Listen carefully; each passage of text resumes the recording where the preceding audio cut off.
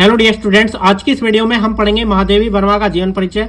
तो देखिए इस प्रकार से ब्लैक पेन से हेडिंग लिखने के बाद आगे लिखेंगे महादेवी वर्मा का जन्म सन 1907 ईस्वी को उत्तर प्रदेश राज्य के फर्रुखाबाद नामक जनपद में हुआ था।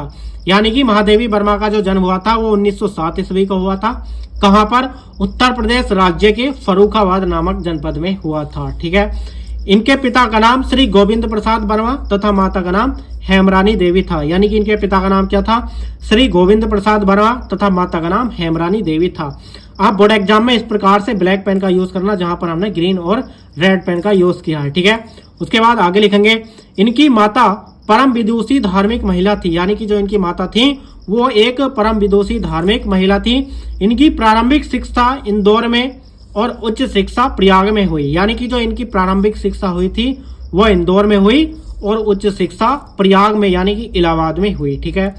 इन्होंने संस्कृत से एमए उत्तीर्ण करने के बाद ये प्रयाग महिला विद्यापीठ में प्रधानाचार्य हो गई। यानी कि इन्होंने संस्कृत से एमए की परीक्षा उत्तीर्ण की और बाद में प्रयाग में यानी कि इलाहाबाद में ये महिला विद्यापीठ में प्रधानाचार्य हो गई। ठीक है। इसके बाद आगे लिखेंगे इनका विवाह 9 वर्ष की अल्पायु में हो गया था। यानी कि इनका जो विवाह हो गया था वो 9 वर्ष की अल्पायु में यानी कि बहुत ही कम उम्र में हो गया था। ठीक है। इनके पति का नाम डॉक्टर स्वरूप नारायण वर्मा था। यानी कि इनके पति का नाम क्या था? डॉक्टर स्वरूप नारायण वर्मा। परंतु इनका विवाहित जीवन सफल नहीं रहा। यानी कि इनका जो विवाहित जीवन था वो सफल नहीं रह पाया, क्योंकि इनका विवाह बहुत ही कम उम्र में यानी कि 9 वर्ष की अल्पायु में हो गया था, जिसकी वजह से इनका जो विवाहित जीवन था वो सफल नहीं रहा। ठीक है।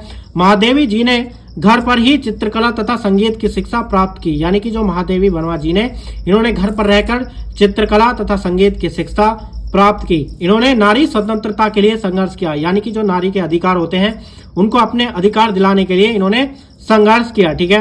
परंतु अपने अधिकारों की रक्षा के लिए नारियों का शिक्षित होना आवश्यक बताया। यानी कि इन्होंने ये बताया कि नारियों को अपने अधिकारों की रक्षा के लिए नारियों का शिक्षित होना आवश्यक बताया। ठीक है।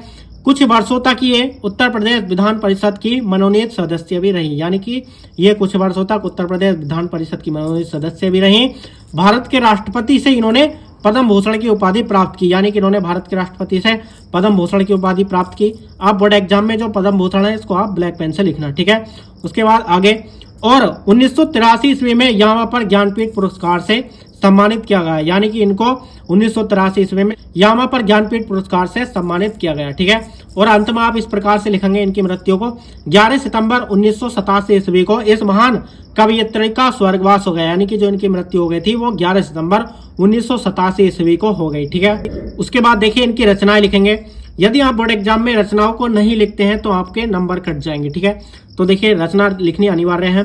तो देखिए रचना इनकी क्या है? महादेवी जी की प्रमुख रचनाएं निम्न है। तो देखिए क्या है? काव्य और निबंध संग्रह हम बताने वाले हैं।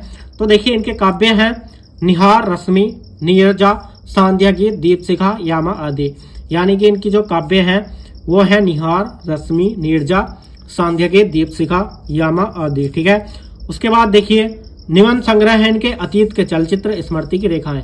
यानी कि अतीत के चलचित्र और स्मृति की रेखाएं इनके निबंध संग्रह है। तो डियर स्टूडेंट इस वीडियो को लाइक जरूर कर देना और कमेंट करके बताना वीडियो कैसी लगी।